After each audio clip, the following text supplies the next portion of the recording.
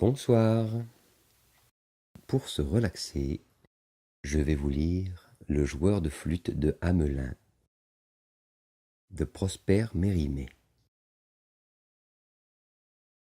Il y a bien des années, les gens de Hamelin furent tourmentés par une multitude innombrable de rats qui venaient du nord, par troupes si épaisses que la terre en était toute noire et qu'un charretier n'aurait pas osé faire traverser à ses chevaux un chemin où ces animaux défilaient.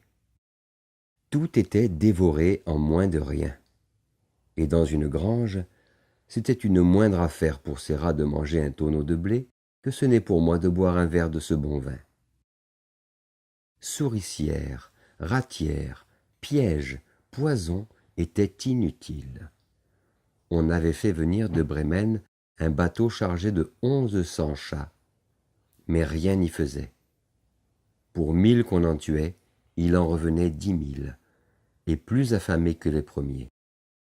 Bref, s'il n'était venu remède à ce fléau, pas un grain de blé ne fut resté dans Hamelin, et tous les habitants seraient morts de faim.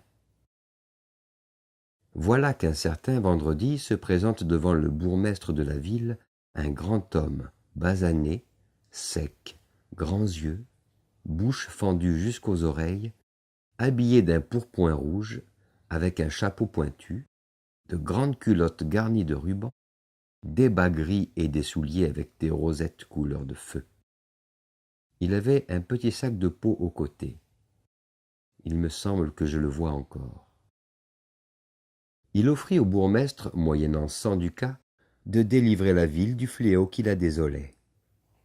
Vous pensez bien que le bourgmestre et les bourgeois étopèrent d'abord. Aussitôt, l'étranger tira de son sac une flûte de bronze, et, s'étant planté sur la place du marché, devant l'église, mais en lui tournant le dos, notez bien, il commença à jouer un air étrange, et tel que jamais flûteur allemand n'en a joué. Voilà qu'en entendant cet air, de tous les greniers, de tous les trous de murs, de dessous les chevrons et les tuiles des toits, rats et souris, par centaines, par milliers, accoururent à lui. L'étranger, toujours flûtant, s'achemina vers le Weser. Et là, ayant tiré ses chausses, il entra dans l'eau, suivi de tous les rats de Hamelin, qui furent aussitôt noyés. Il n'en restait plus qu'un seul dans toute la ville, et vous allez voir pourquoi. Le magicien, car c'en était un, demanda à un traînard, qui n'était pas encore entré dans le Weser, pourquoi Klaus, le rat blanc, n'était pas encore venu. « Seigneur, répondit le rat, il est si vieux qu'il ne peut plus marcher. »« Va donc le chercher toi-même, répondit le magicien. Et le rat de rebrousser chemin vers la ville, d'où il ne tarda pas à revenir avec un vieux gros rat blanc, si vieux qu'il ne pouvait pas se traîner.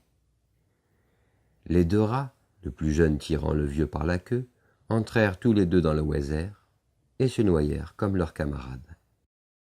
Ainsi la ville en fut purgée. Mais quand l'étranger se présenta à l'hôtel de ville pour toucher la récompense promise, le bourgmestre et les bourgeois, réfléchissant qu'ils n'avaient plus rien à craindre des rats, et s'imaginant qu'ils auraient bon marché d'un homme sans protecteur, n'eurent pas honte de lui offrir 10 ducats au lieu des 100 qu'ils avaient promis. L'étranger réclama, on le renvoya bien loin. Il menaça alors de se faire payer plus cher s'ils ne maintenaient leur marché au pied de la lettre. Les bourgeois firent de grands éclats de rire à cette menace, et le mirent à la porte de l'hôtel de ville, l'appelant « beau preneur de rats », injure que répétèrent les gens de la ville en le suivant par les rues jusqu'à la porte neuve. Le vendredi suivant, à l'heure de midi, l'étranger reparut sur la place du marché, mais cette fois avec un chapeau de couleur pourpre, retroussé d'une façon toute bizarre. Il tira de son sac une flûte bien différente de la première et, dès qu'il eut commencé d'en jouer, tous les garçons de la ville, depuis 6 jusqu'à 15 ans, le suivirent et sortirent de la ville avec lui. Ils le suivirent jusqu'à la montagne de Koppenberg, auprès d'une caverne qui est maintenant bouchée. Le joueur de flûte entra dans la caverne, et tous les enfants avec lui. On entendit quelque temps le son de la flûte, Il diminua peu à peu. Enfin, on n'en entendit plus rien. Les enfants avaient disparu, et depuis lors, on n'en eut jamais de nouvelles.